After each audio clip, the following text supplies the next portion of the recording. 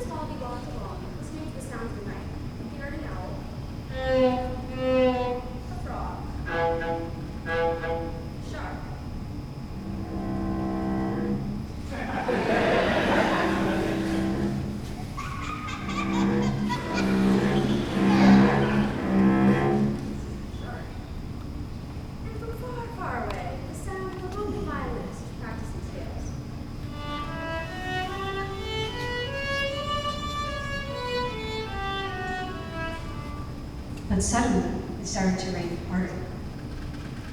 Yes, it was a heavy rain now.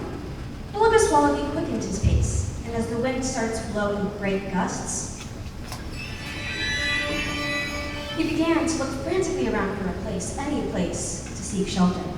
Suddenly, he saw a house with a large porch and a light on the side. He climbed the steps up to the porch.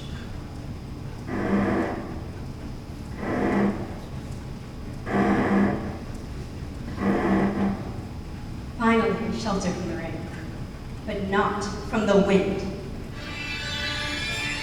That wind, that cruel, harsh wind, it seemed to rip away at his clothes as if it had chosen him, Willibus Wallaby, as its victim. Willibus Wallaby's heart started to beat faster.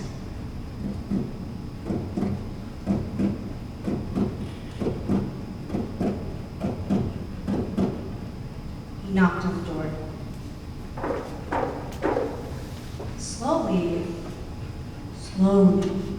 the door opened.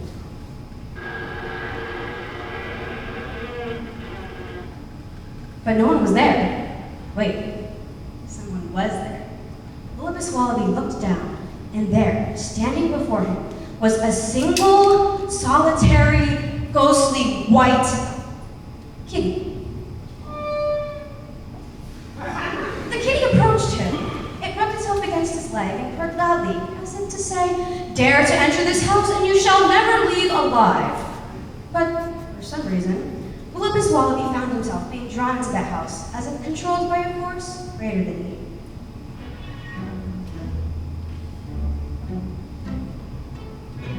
Willibus Wallaby entered the house. He found himself being drawn from room to room, as if guided by a ghostly presence he could neither see nor feel. He entered a sort of library. There was a heavy, musty smell in the room. He heard the sound of scuttling rats. The dim light, he could make out bookcases.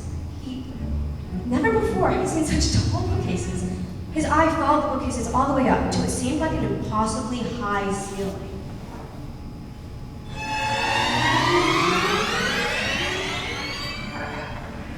He heard, from somewhere, a clock striking 9.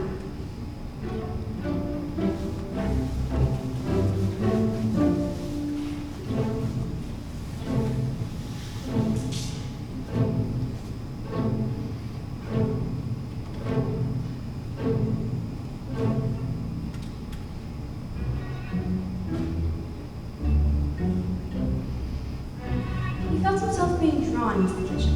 There are those scuttling rats again. And then he saw it. On the table, sitting right there on the table, just inches away from him. Oh, it was too horrible to picture, yet picture it you must. Yes, sitting right there on the table, on a flowery china plate, was a cupcake. Yes, sitting right there, on top of that cupcake, was sickly looking orange frosting, and on top of that was a jelly bean.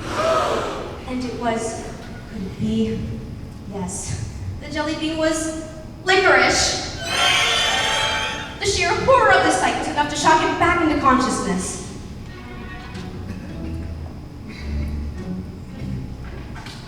Now, having fully regained his senses, one thought only flashed in his mind like a shrouding light. Escape.